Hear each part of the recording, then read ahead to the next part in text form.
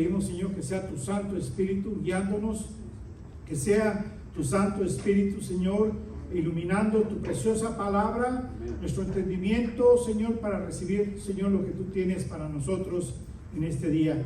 Gracias, Señor, te damos por todo, en el nombre de Cristo Jesús. Amén. Amén. Bueno, queridos hermanos, como les he estado diciendo las semanas, estas últimas dos semanas, hemos estado hablando acerca de la membresía, y las 2 semanas pasadas hablamos acerca de cómo la Escritura nos manda a que nos tratemos unos a otros, amén, como miembros de la iglesia, como hermanos en Cristo, como miembros del cuerpo de Cristo. Recibimos clara instrucción en la Escritura acerca de cómo debe de ser nuestro trato, ¿verdad? Cómo nos debemos tratar unos a otros. Y eso es ser parte de la iglesia, ser parte de un redil. Ahora, el Señor, cuando nosotros venimos a Cristo, no nos deja así solos a la aventura, a ir y venir, sino que lo que Él hace es que nos pone en un redil, nos pone, siendo nosotros la imagen, nosotros de ovejas. Entonces Él viene y nos pone bajo el pastorado de un pastor que nos cuida, que nos alimenta, que ora por nosotros, nos protege, que está ahí atendiéndonos espiritualmente. Y entonces nosotros pertenecemos a ese redil, o a ese rebaño, podemos decir, o a ese corral donde el Señor nos pone. Y esa es la iglesia, esa es la imagen de la iglesia. Así que nosotros pertenecemos a un lugar, y eso es lo que nosotros como hijos de Dios debemos entender. Hoy día, desgraciadamente, hay iglesias que en cierto sentido son exitosas, ¿no? Entre comillas. ¿Y cómo se mide el éxito? Bueno, el éxito se puede medir de diferente manera, pero mucha gente lo mira, dice, una iglesia que tiene éxito es una iglesia que tiene muchos miembros, que es numerosa, ¿verdad? Entonces, si tiene 300, 500, 1000, 20,000 miembros, decimos, wow, qué hermosa iglesia. La realidad es que la iglesia es la que ve Dios, no la que vemos nosotros. Nosotros podemos ir a una congregación de 50, una congregación de 20, una congregación de 100, una congregación de 1000 o de 10,000 personas, y esa es la que nosotros vemos, esa congregación es la que nosotros vemos. Pero la iglesia del Señor es la que Él mira. Y Él mira los corazones de sus hijos, quien verdaderamente son hijos de Él. Y esa es la verdadera iglesia. Entonces, una iglesia de 1000 personas o 10,000 personas, realmente puede haber un 5% que sea hijos de Él, un 10%, un 50%, no lo sabemos, eso solamente lo sabe Él. Y desgraciadamente, como hay ese pensar de que la iglesia exitosa es una iglesia que tiene números, la gente se agrega a esos números, ¿verdad? Y a mucha gente le gusta ir a iglesias numerosas. Y la razón por la que le gusta ir a una iglesia numerosa es porque se pierde entre todos.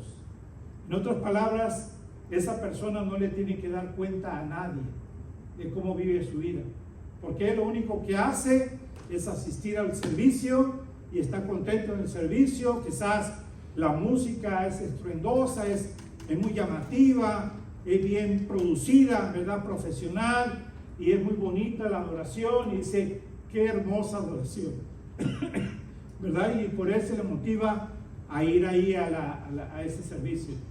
Pero no le da cuenta absolutamente nada a su vida, si está creciendo en la fe, si está conociendo la palabra de Dios, si conoce a Dios a través de su palabra, si está dando fruto, si está sirviendo, cómo sirve en la iglesia del Señor.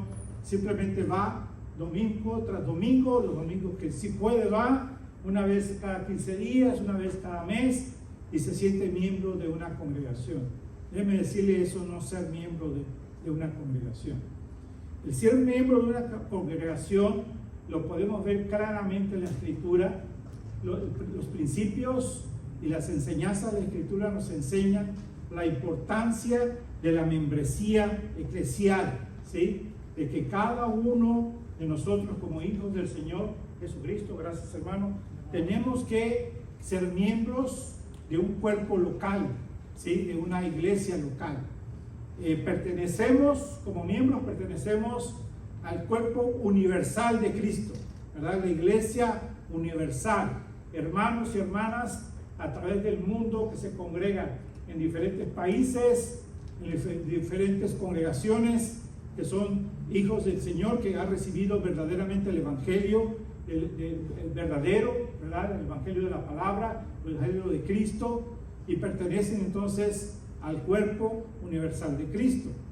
Pero de ahí está el cuerpo local, donde nosotros venimos, nosotros nos congregamos. Entonces hay una base bíblica de esta membresía, y todos nosotros tenemos que ser miembros de una iglesia. Así que la membresía es algo, la palabra membresía no aparece en griego, ¿ok? Sin embargo, el concepto de pertenecer, de ser miembro, sí aparece en la Escritura, ¿ok? Está ahí y lo vamos a ver. Entonces nosotros tenemos que ser miembros, somos miembros del cuerpo, no tenemos que tener una membresía como tal, ¿verdad? Como ir a un club y hacernos miembros de un club. Sin embargo, ese concepto de ser miembros nos habla de que nosotros tenemos que ser partícipes de ese cuerpo, y tenemos nosotros que entender cómo ese cuerpo funciona. En este caso estamos hablando de la iglesia local, ¿verdad? Cómo nosotros pertenecemos al redil y pertenecemos a ese redil, y Dios nos ha puesto, y ahí es donde debemos de servir al Señor, y ahí es donde debemos dar abundante fruto para la gloria de Dios. Nosotros estamos hablando de esto porque nuestra iglesia, Semilla de Gracia, es una nueva plantación, está naciendo, está creciendo apenas, ¿sí? Todavía no tenemos miembros oficiales como parte de este cuerpo, pero lo queremos hacer porque es bíblico, y es por eso que tenemos que aprender y entender qué es lo que la Escritura dice, y entonces ser obedientes, ser parte entonces del cuerpo de Cristo. Así que vamos a ir a varios puntos. El primero es: la iglesia local está compuesta por creyentes identificables. La iglesia local está compuesta por creyentes identificables. Quiere decir que la iglesia local se puede saber quiénes son esos creyentes que pertenecen a esa iglesia local, a ese cuerpo. En este caso, nosotros aquí, Semilla de Gracia, se puede identificar claramente quiénes son los creyentes, y está claro en la vida de la persona, en la vida de la iglesia, porque da fruto, porque se ven los frutos de la persona. Vamos a ir a la Escritura, y en la Escritura la vamos a analizar, y vamos a ver cómo la Escritura nos muestra cómo los primeros cristianos se unieron al cuerpo de Cristo, y ellos eran entonces creyentes que se podían identificar claramente como creyentes, y eran parte del cuerpo de Cristo. Ahora, cuando nosotros leemos la Escritura, debemos de leerla con mucho cuidado, viendo los detalles de la palabra de Dios, para entonces nosotros interpretarla correctamente. En griego hay una palabra que se dice que es exégesis, que quiere decir sacar, ¿verdad? Extraer, ¿sí? Cuando nosotros venimos a estudiar la palabra de Dios, no le debemos de venir y meter, porque muchas veces nosotros venimos con nuestros pensamientos ya de lo que la palabra de Dios debe decir. Por ejemplo, si nosotros creemos en la psicología, vamos a analizar la palabra de Dios desde el punto de vista psicológico, y las interpretaciones tienen que ver con ese entendimiento de nosotros de la psicología, y vamos a extraer cosas que nosotros pensamos que estamos extrayendo, pero la realidad es que es al revés. Estamos metiendo en la Escritura algo que la Escritura no está diciendo, ¿ok? Entonces debemos ser cuidadosos y extraer solamente lo que la Escritura dice. Vamos a ir a Hechos capítulo 2, versículo 41, y vamos a leer ahí, vamos a ver lo que la Escritura dice en Hechos 2, 41, y vamos a tratar de entender lo que dice ahí, ¿verdad? Dice Hechos 2, 41, dice así: así que los que recibieron su palabra fueron bautizados, y se añadieron aquel día como 3,000 personas. ¿Okay? ¿Quiénes son esas 3,000 personas? Bueno, estas 3,000 personas son el resultado del mensaje, del primer sermón, del primer mensaje que se predicó en la iglesia. ¿Quién lo predicó? Lo predicó Pedro, capítulo 2, ¿verdad? Pedro está predicando por primera vez ya como parte de la iglesia. Porque ¿dónde nació la iglesia? La iglesia nació ahí en el capítulo 2, versículo 1 en adelante. Nosotros podemos ver el nacimiento de la iglesia, cómo vino el Espíritu Santo sobre los que estaban en el aposento alto y comenzaron a hablar en diferentes lenguas, y comenzaron lenguas humanas, no angelicales, humanas, ¿verdad? Específicamente lenguas de diferentes regiones, de gente que había venido de diferentes lados. Y lo podemos ver nosotros cuando dice en el versículo 8, dice: ¿cómo pues les oímos nosotros hablar cada uno en nuestra lengua en la que hemos nacido? Partos, medas, elamitas, los que habitamos en Mesopotamia, en Judea, en Capadocia, en el Ponto, en Asia, en Frigia, en Panfilia, en Egipto, en las regiones de África, más allá de Cirene, y romanos aquí residentes, tanto judíos como prosélitos, cretenses y árabes, les oímos hablar en nuestras lenguas las maravillas de Dios, en nuestros idiomas, acerca de las maravillas de Dios. Amén. No eran lenguas angelicales, no eran lenguas que necesitaban interpretación, eran lenguas que la gente podía entender porque era su lengua nativa, ¿verdad? En la cual ellos habían nacido. ¿Y qué era lo que estaban hablando? Hablando acerca de las maravillas de Dios. ¿Y qué es hablar acerca de las maravillas de Dios? Es hablar del Evangelio. ¿Y qué es el Evangelio en una sola palabra? ¿Qué es el Evangelio? Ahí no es más de una sola palabra. Ustedes me están diciendo qué significa. Buenas nuevas significa, Evangelio significa buenas nuevas. Pero yo les estoy diciendo que me den la definición de Evangelio en una sola palabra. Jesucristo. Jesús, Jesucristo, ¿verdad? Eso es el Evangelio. ¿Qué es? Jesús. Hablar de Jesús, hablar del Señor Jesucristo. ¿Sí? La gente se complica muchas veces cuando trata de definir el Evangelio y piensa que el Evangelio debe tener una definición bien así amplia y bien explicadita de qué es el Evangelio. El Evangelio es Jesús. El Evangelio es hablar de Jesús, hablar de su vida y hablar de su obra, la obra de Jesucristo. Cuéntale a la gente quién es Jesús, qué vino a ser Jesús. Cuéntale a la gente que Jesús es el Hijo de Dios. Cuéntale a la gente que Jesús nació en un nacimiento virginal, porque es un nacimiento de Dios. Cuéntale que Jesús es un hombre completo, pero también cuéntale que Jesús es Dios completo. ¿Sí? Cuéntale acerca de las maravillas de quién es Dios y cómo Él nació y creció y Él ministró por 3 años y cómo Él dio su vida por nosotros yendo a la cruz del Calvario y al tercer día resucitó y va a venir en poder y gloria por segunda vez. Amén. Cuéntale todo eso.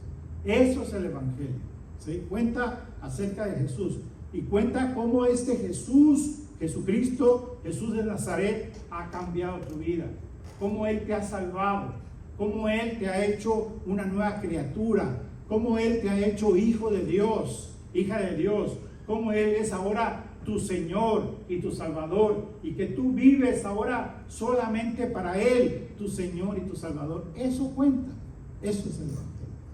Y toda esta gente comenzó a hablar en lenguas humanas, ¿verdad?, terrenales, acerca de estas maravillas de quién es nuestro Señor Jesucristo.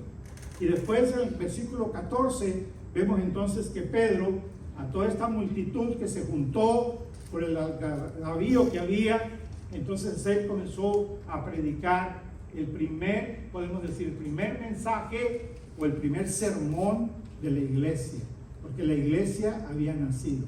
Y como resultado, ¿qué fue lo que pasó? Que dice la Escritura que como 3,000 personas, ¿verdad?, se añadieron a la iglesia aquel día. Fueron bautizados en el nombre del Padre, del Hijo y del Espíritu Santo, y se añadieron y fueron parte del cuerpo de Cristo. ¿Sí? Entonces, fíjense la palabra que dice ahí en el versículo 41. Se añadieron aquel día como 3,000 personas, ¿verdad? ¿Qué es lo que nos está diciendo ahí? Que se identifican claramente los que eran parte de la comunidad cristiana, porque se añadieron a la comunidad cristiana. ¿Cuántos había en el aposento alto? 120, ¿verdad? ¿Y cuántos se añadieron? 3,000, dice la Escritura. Entonces, ahora, ¿cuántos hay? 3,120, ¿sí? Se añadieron. Entonces, la Escritura nos dice que antes no pertenecían, antes no estaban dentro de la iglesia.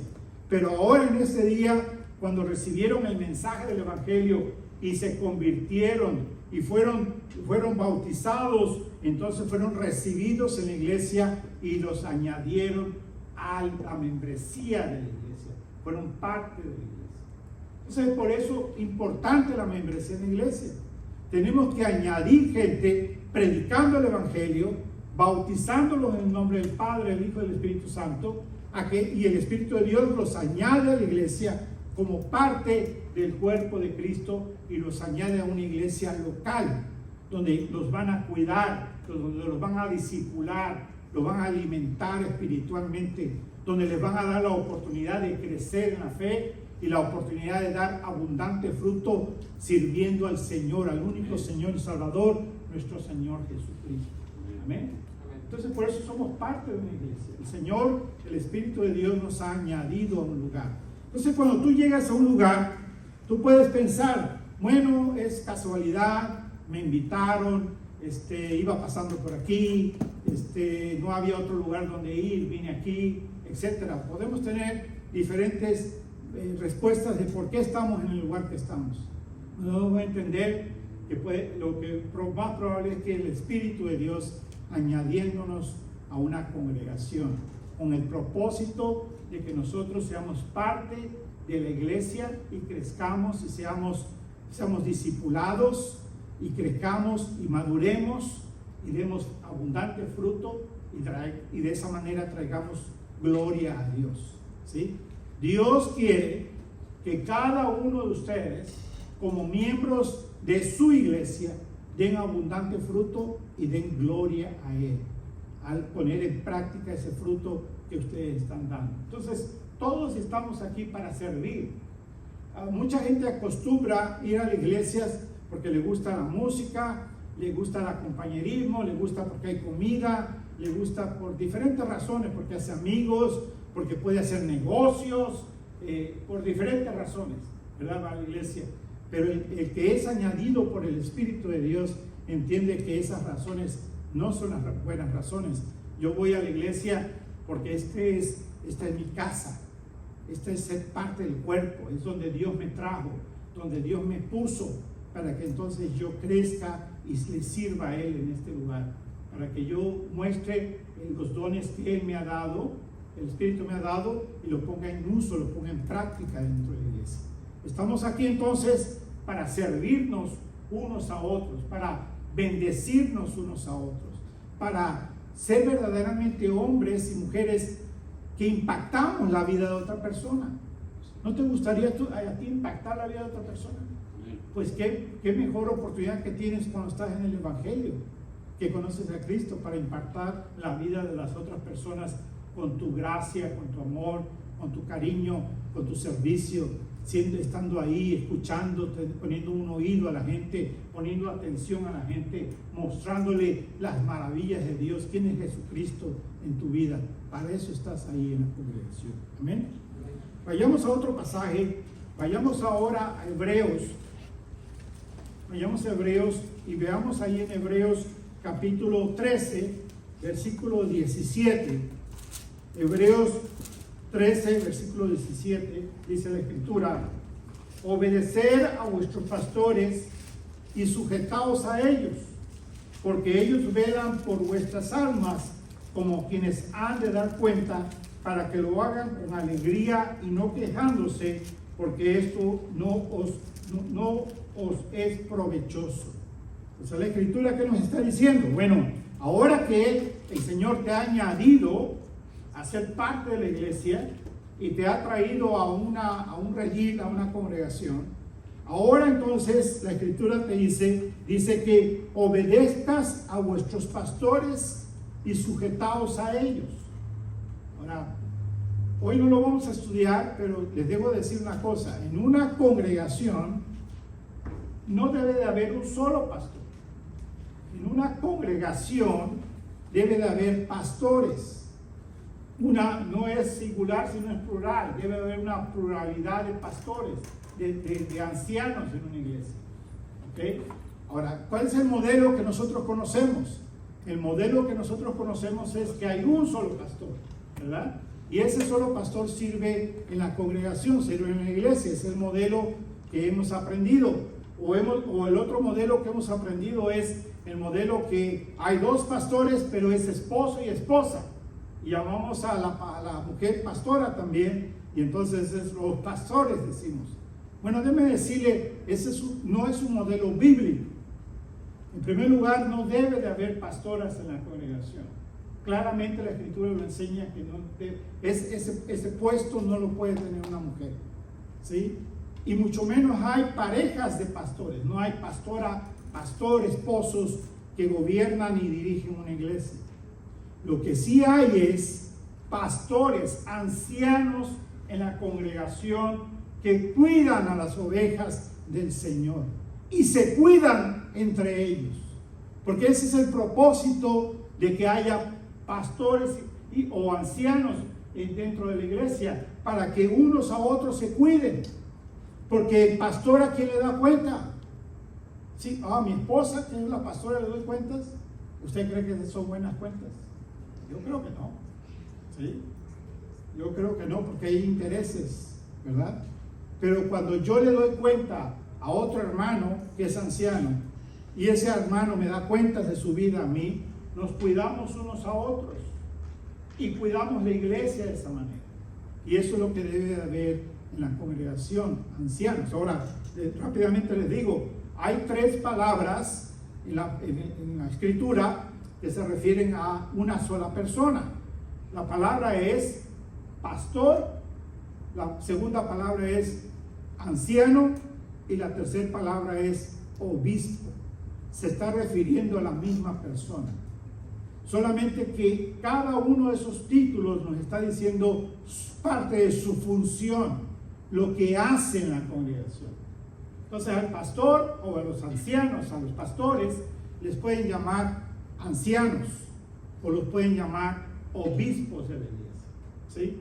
Que son los que miran, los que cuidan a la congregación, cuidan la sana doctrina, cuidan la alimentación de los miembros, cuidan la disciplina de los miembros, cuidan el servicio de los miembros.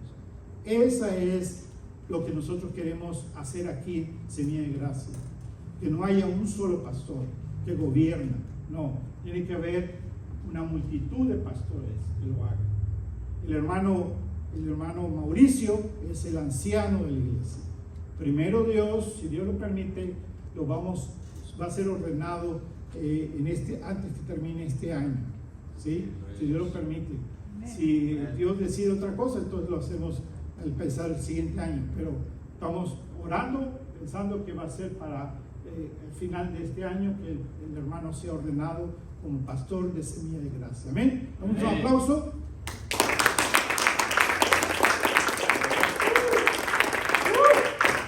Ahora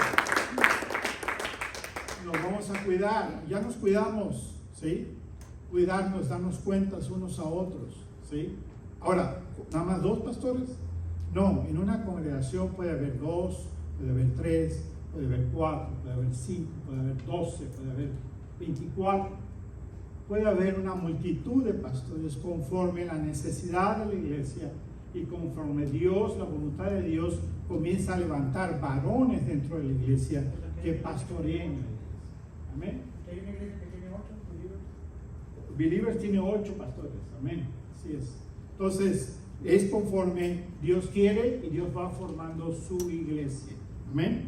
Entonces, los pastores están ahí para guiar, para pastorear, para alimentar a aquellos miembros que Dios ha añadido a la congregación. Ahora, estos miembros, dice la Escritura, obedecer a vuestros pastores y sujetaos a ellos. ¿Qué quiere decir sujetarse a ellos? ¿Qué quiere decir? ¿Ah? Obedecerlos, ¿verdad? En todo lo referente a qué. Si le quieres comprar un carro, ¿lo vas a obedecer si te dice que no te lo compres? No. Yo sé que Martín tiene problemas con muchas cosas. Estoy bromeando. No, por supuesto nosotros no estamos para gobernar sus vidas de qué compran o qué no compran. ¿Sí? Eso no está hablando la Escritura. Nosotros estamos hablando para cuidar sus almas, cuidarlos espiritualmente, cuidarlos que estén en el Evangelio, que estén en la sana doctrina, que no se aparten ni a derecha ni a izquierda, sino se mantengan firmes en la sana doctrina, en el Evangelio de nuestro Señor Jesucristo. Que no los engañen con mentiras falsas, con filosofías huecas y falsas, y filosofías y enseñanzas del demonio. Que no sigan las cosas del mundo, sino que se mantengan en la voluntad de Dios, glorificándolo a Él, obedeciéndolo a Él. Por supuesto, el pastor puede dar consejos en tu manera de vivir, ¿verdad? Si estás siendo un mal padre, si estás siendo un mal esposo, la Escritura nos enseña que podemos enseñar eso y corregir cosas, ¿verdad? Y si no estás siendo un buen administrador de lo que Dios te da, también te podemos dar consejos, que tienes que seguir los principios de la palabra de Dios para poder administrar bien lo que Dios te da, para la gloria de Dios, amén. Entonces estamos ahí para cuidarte. Pero, ¿qué implica este pasaje? Hebreos 13:17, obedecer a vuestros pastores y sujetaos a ellos. ¿Qué cree que implica? ¿Qué podemos sacar de ahí? ¿Qué implica? Ser enseñables, ¿verdad? Quiere decir que tienes que querer aprender, que te enseñen. Porque si tú crees que ya lo sabes todo, pues entonces, ¿cómo te podemos enseñar? Sí, ya lo sabes todo. Aprender y desaprender. Tenemos que desaprender cosas viejas que hemos traído ya ahí mal y volver a aprender cosas correctas para la gloria de Dios. Amén. ¿Qué otra cosa implica? No ser necio, ¿verdad? Dejarse aconsejar, dejarse cuidar, ¿verdad? ¿Qué otra cosa? ¿Qué implica? Sacando de ahí, ¿qué implica? Sujetados a sus pastores. ¿Ah? Aquí dice no quejándose. No quejándose, ¿verdad? ¿Por qué dice no quejándose? ¿Por qué? Dice, porque esto no es provechoso, ¿sí? Entonces debemos aceptar ser corregidos, aceptar someternos. ¿Quién no va a hacer eso? Solamente un miembro. Alguien que no es miembro no se va a someter, ¿verdad? Entonces puede venir a la iglesia, pero no es miembro, y lo tratamos de corregir, lo tratamos de disciplinar, lo tratamos de enseñar, lo tratamos de cuidar, y no se deja. ¿Por qué? Porque no es parte del cuerpo, no es miembro del cuerpo, y no quiere nada, no quiere recibir, no quiere obedecer la palabra del Señor. Pero alguien que Dios ha añadido y ha hecho miembro de ese cuerpo, está dispuesto a ¿qué? A aprender, a ser corregido, a ser alimentado correctamente, ¿verdad? A vivir correctamente para la gloria de Dios, ¿verdad? A buscar consejo, venir y pedir consejo. El pastor, hermano, hermanos, yo necesito un consejo, yo necesito una palabra, enséñeme aquí, tengo una duda, ¿verdad? Tengo una situación que estoy luchando en mi vida, en mi mente, en mi corazón, necesito ayuda. El miembro viene y pide esa ayuda, y los pastores, ¿qué hacen? Buscan la dirección de Dios conforme su palabra, conforme la sana doctrina, para dar el consejo que es correcto para la gloria de Dios. Amén. Ese es el trabajo entonces de los pastores.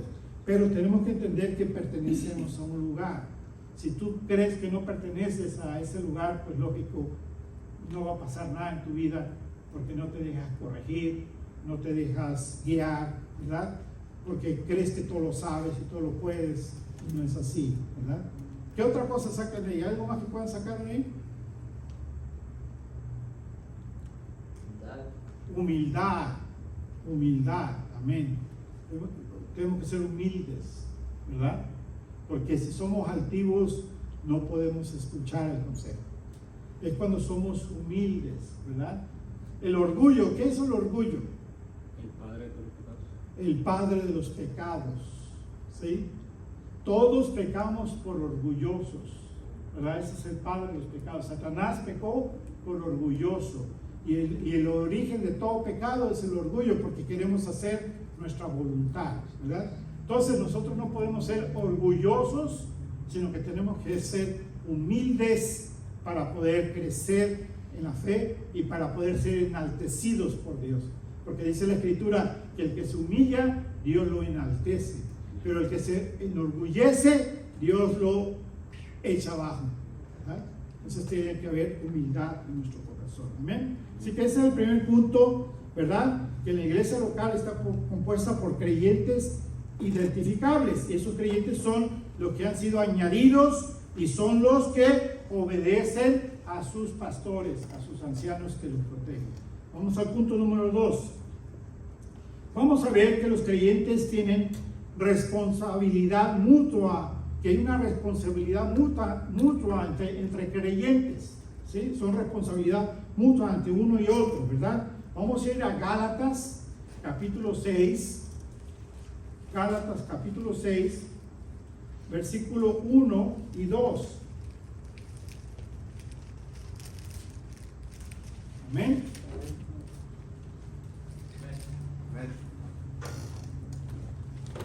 Gálatas 6, 1 y 2 dice: hermanos, si alguno fuere sorprendido en alguna falta, vosotros que sois espirituales, restaurarle con espíritu de mansedumbre, considerándote a ti mismo, no sea que tú también seas tentado, sobrellevar los unos las cargas de los otros y cumplir así la ley de Cristo.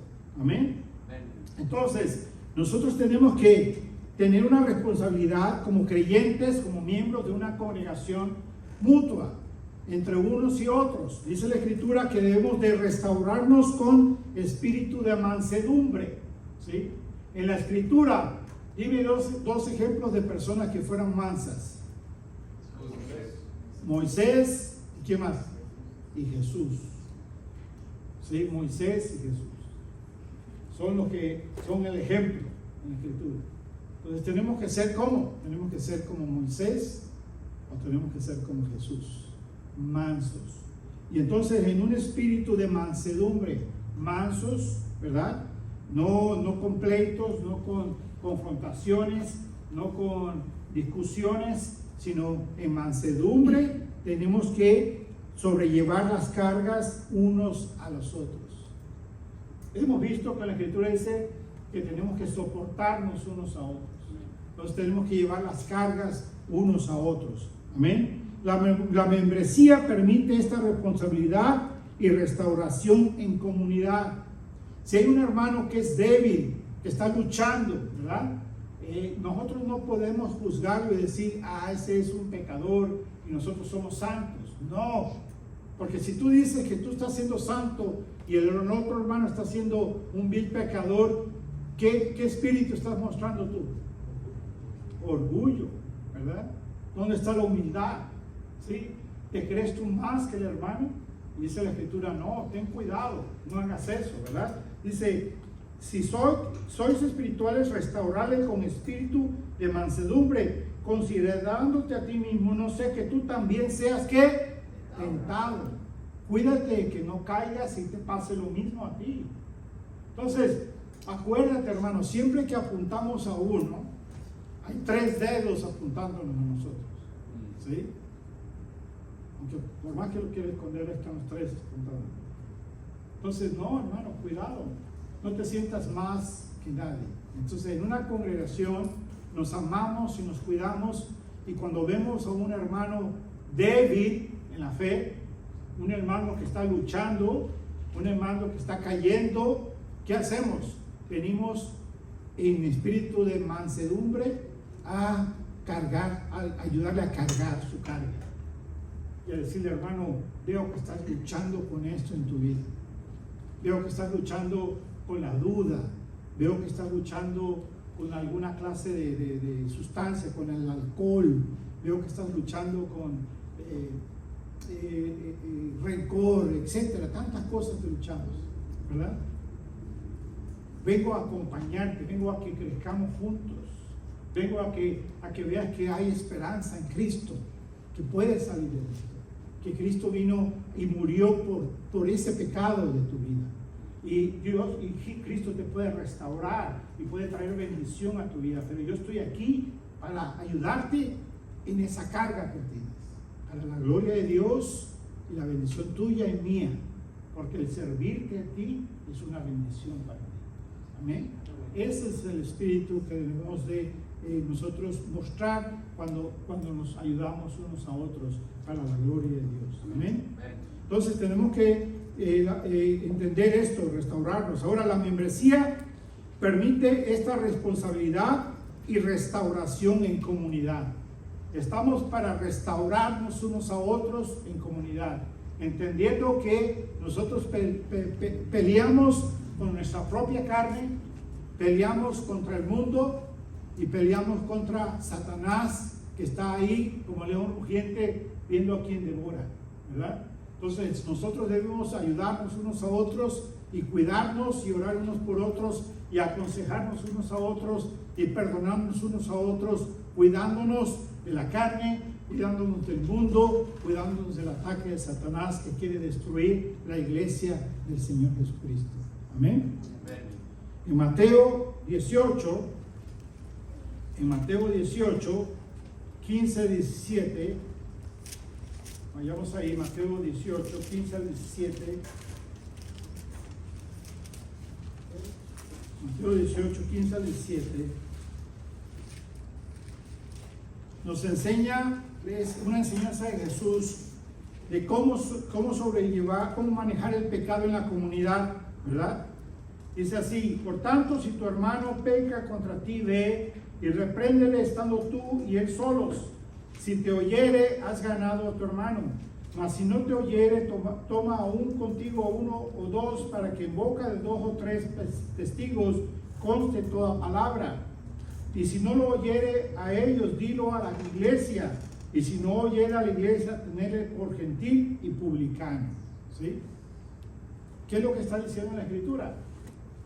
Si hay un hermano que está en pecado, lo que tienen que hacer es ir a hablar con él. Primer paso, ir a hablar con él, ¿verdad? Ve y habla con él, ¿verdad? Dice: por tanto, si tu hermano peca contra ti, ve y repréndele estando tú y él, ¿qué? Solos. Primero, ves a un hermano que está pecando, vas, o que tienes problemas con él, está pecando contra ti, vas y hablas con él solo. Ponerse a cuentas, a decirle: hermano, estás pecando, esto que estás haciendo es pecado. ¿Estás pecando contra mí? ¿O estás pecando contra la iglesia? ¿O estás pecando con o tu esposa? ¿O tu esposo? ¿O tus hijos? Etc., lo que sea, ¿verdad? Estás pecando, esto es pecado, te tienes que arrepentir, eso está mal, ¿verdad? Si te oyere, has ganado a tu hermano. Si él reconoce el pecado y dice: sí, hermano, perdóname, tienes razón, estoy pecando contra ti, estoy pecando contra mi prójimo, etc. Y se arrepiente, oras con él, ¿verdad?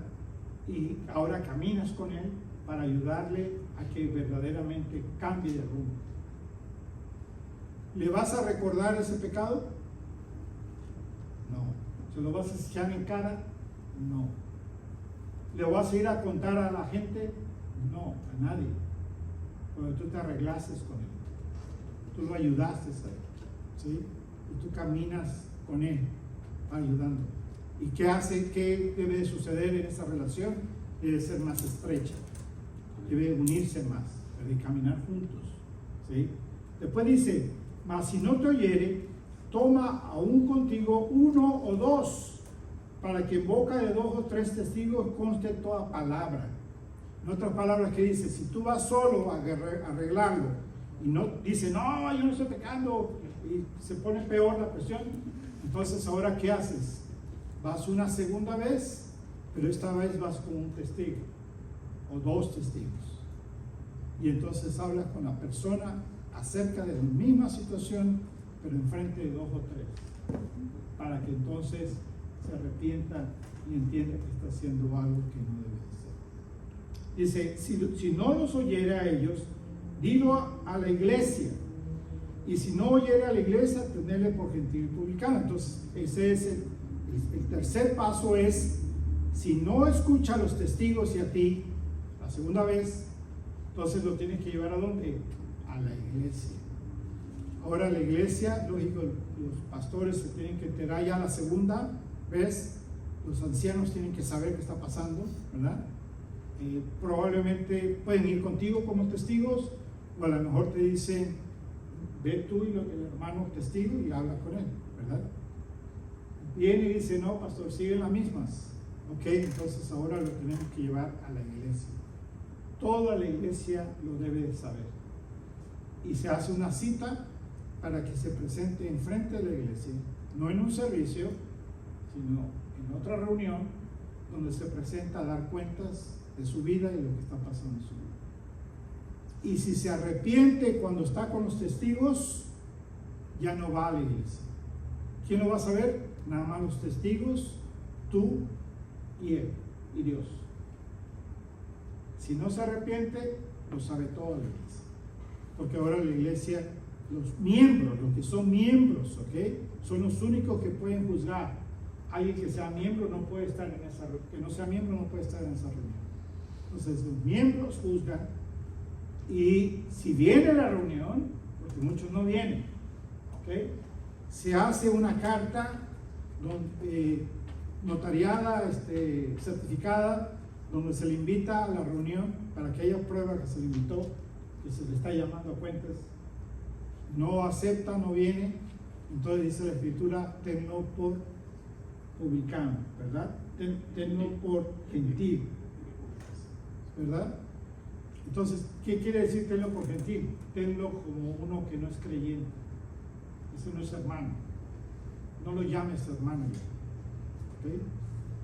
¿Qué quiere decir eso? Quiere decir excomúlgalo de la iglesia, sácalo de la iglesia. ¿Quién lo saca de la iglesia? Los pastores. La iglesia dice, este hermano no se quiere arrepentir. Los pastores dicen, este hermano ya no puede venir a la iglesia. Y no lo vamos a llamar hermanos. ¿Cuál es el propósito?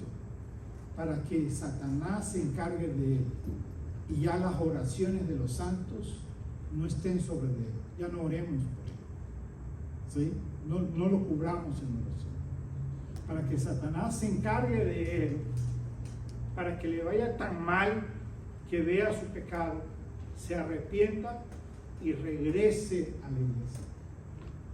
Y cuando regrese a la iglesia, lo recibes y lo restauras. Y las tres, el propósito es restaurar a la persona. Cuando tú estás solo, vas a restaurar a la persona. Cuando tú estás con testigos, vas a restaurar a la persona. Cuando es la iglesia, quiere restaurar a la persona, ¿sí? Si no se quiere dejar afuera. Y el problema es que muchas veces los miembros, como son amigos de esa persona, no quieren hacer caso a los pastores, que les dicen, no le hable, no los llame, no los busque, están fuera. Si no, entonces ¿cómo van a aprender la disciplina? Entonces, ¿qué se hace con esos que están también, que no hacen caso? Pues se empieza el proceso también, ¿verdad? ¿Por qué? Porque no estás haciendo caso de lo que la escritura dice que debemos hacer. ¿Cómo le vas a ayudar a restaurar a esa persona si tú vas y te sientas a comer con la persona y lo haces sentir como que está bien?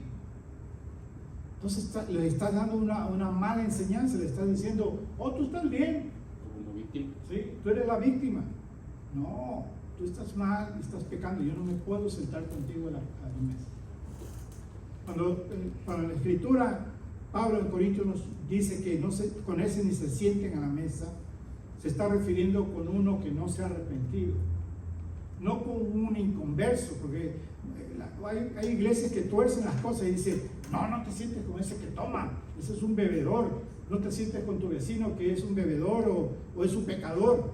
No, con esos ve y come, con esos ve y siéntate como Jesús lo hacía, para ganarlos con el Evangelio, para predicarles de Cristo, no para que tú bebas, sino para que tú estés ahí, des testimonio quién es Cristo y se conviertan, para que vean el amor de Cristo, la gracia de Cristo, el perdón de Cristo. Amén. Pero donde te dice la Escritura, con eso no te sientes, es con uno que dice ser creyente y vive en pecado. Dice, con ese ni te sientes a la mesa. No puedes tener comunión. Entonces, para muchos es difícil, pero si tú eres obediente a la palabra de Dios, esto es lo que la palabra de Dios nos enseña. Amén. Amén. Y esa disciplina la hace la iglesia. Y solamente los miembros pueden hacer esa disciplina. Por eso es importante la membresía. Por eso es importante que pertenezcamos a la membresía de la iglesia. Porque cuando estamos haciendo eso, lo que tú estás diciendo es, cuando tú te haces miembro del cuerpo, tú estás diciendo, yo soy obediente a la palabra de Dios, el Espíritu Santo me ha añadido a su iglesia, yo vengo a esta iglesia, yo me pongo bajo la autoridad de mis pastores que me cuidan, y yo me cuido, nos cuidamos unos a otros, nos ayudamos a cargar las cargas unos a otros, pero cuando haya la necesidad de que me disciplinen, estoy dispuesto, porque va a ser para mi bien. Acepta la disciplina. Eso es ser parte de un cuerpo obediente, ¿sí? Ahorita cuando te haces miembro dice, bueno, yo nunca me van a disciplinar, pues yo voy a seguir todo bien, voy a ser obediente, ¿verdad? Pero uno nunca sabe. Hay veces estamos en valles y otras veces estamos en una montaña. No sabemos cómo tu vida puede pasar. De repente tú andas en un valle donde andas mal, donde el pecado te asedia, viene a tu vida. ¿Y qué es lo que necesitas? Disciplina. Pero entonces viene un amor, viene un hermano a hablarte y a decirte, ven a Cristo, te quiero restaurar, ven, ¿entiendes? No quiero nada con él. Bueno, viene un grupo de hermanos, ven. No quiero nada, quiero seguir en mi pecado. Entonces viene la iglesia, ven. Ese es el propósito, la restauración en Cristo Jesús. Entonces no vean ustedes la disciplina como algo malo. La disciplina es una bendición para nosotros, los hijos de Dios, para que nos cuide, para que cuando nos quiere salir nuestro orgullo, entonces los hermanos, la iglesia nos ayude a aplacar ese orgullo, a entender que eso es pecado y que nosotros debemos caminar en humildad para la gloria de Dios. Amén. Amén. Entonces ese es lo que la Escritura nos está diciendo. Voy a dar un punto más y vamos a terminar porque es largo, ¿ok? Y después vamos a continuar, ¿ok? Número 3. Disciplina eclesial implica membresía definida. Cuando hay disciplina eclesial significa que hay una disciplina definida, ¿verdad? En 1 Corintios 5, vamos a 1 Corintios 5. 1 Corintios 5, versículo 12 y 13.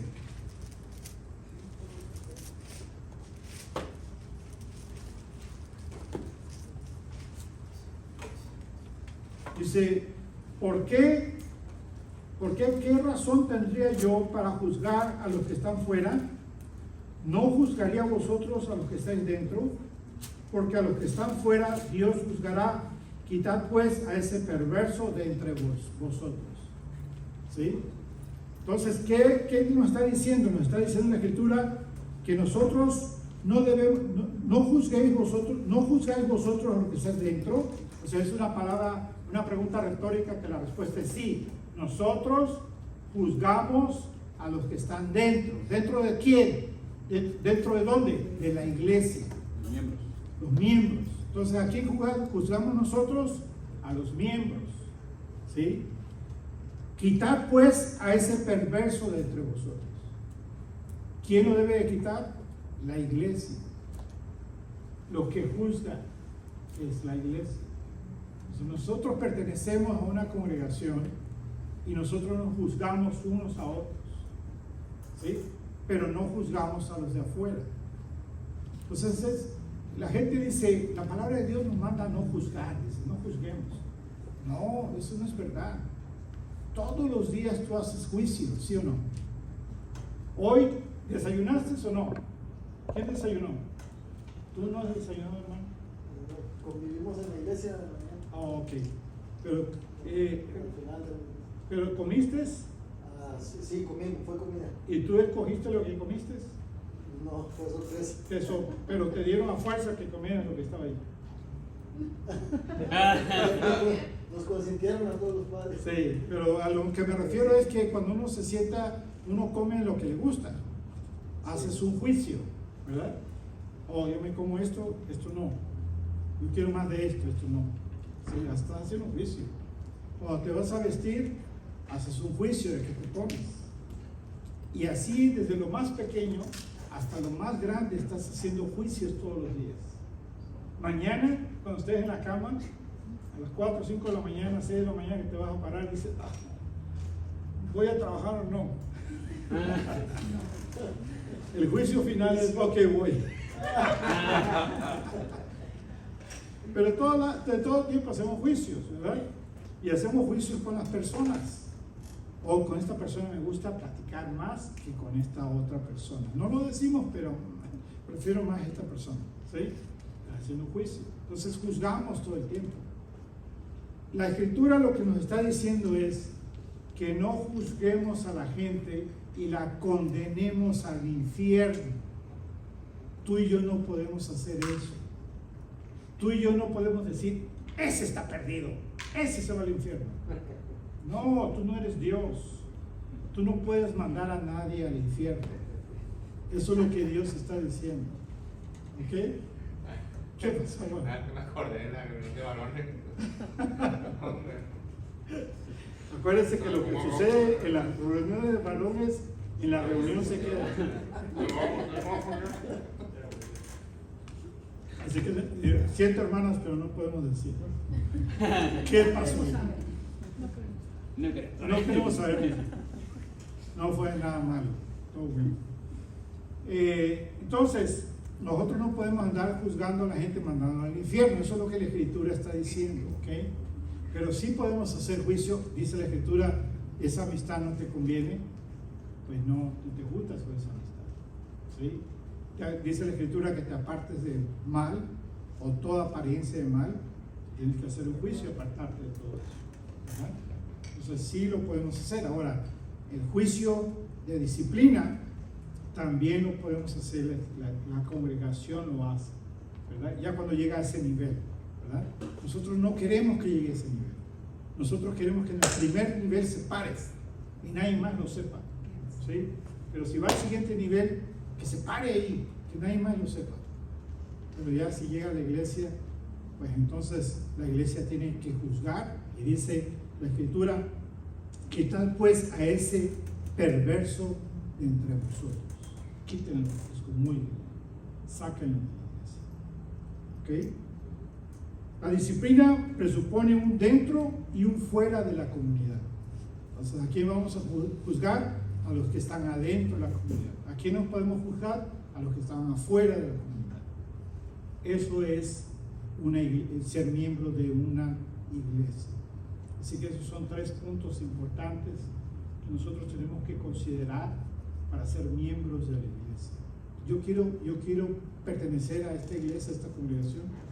Yo quiero ser parte de ella y quiero someterme a los pastores y quiero someterme a uno a otro, cargarnos las cargas y restaurarnos unos a otros. Y si es necesario y va a haber disciplina en mi vida, quiero que me disciplinen, quiero que me cuiden. Si yo estoy haciendo algo mal, que es pecado en mi vida, quiero que me llamen la atención. Eso es ser miembro de una iglesia. Amén. Y dar de esta manera testimonio de que somos parte del cuerpo de Cristo y que el cuerpo de Cristo es completamente diferente a toda institución y toda organización y todas esas organizaciones allá afuera. Este es el cuerpo de Cristo, es Dios, de Dios, es una obra de Dios, es uniéndonos el Espíritu de Dios en un solo cuerpo, para que nosotros vivamos en armonía y vivamos en paz y vivamos ayudándonos unos a otros para la gloria de Dios, porque es la manera que nosotros traemos gloria al Señor. Amén. Desgraciadamente, como les he dicho otras veces, muchas congregaciones carecen de entendimiento de lo que es la membresía, carecen de entendimiento de lo que es la disciplina. La disciplina debe estar escrita, ¿verdad? Entonces, cuando te haces miembro, se te entrega una declaración de fe, esto es lo que creemos, y se te entrega, esto es la manera como disciplinamos. Y se te entrega un pacto de que te comprometes a hacer esto y esto y esto y esto, y lo firmas. ¿Sí? Y ante la congregación estás diciendo, yo hago ese pacto con ustedes, ante Dios, y que así es como yo quiero vivir mi vida, como iglesia. Entonces eso es ser parte de una iglesia. Amén. ¿Preguntas?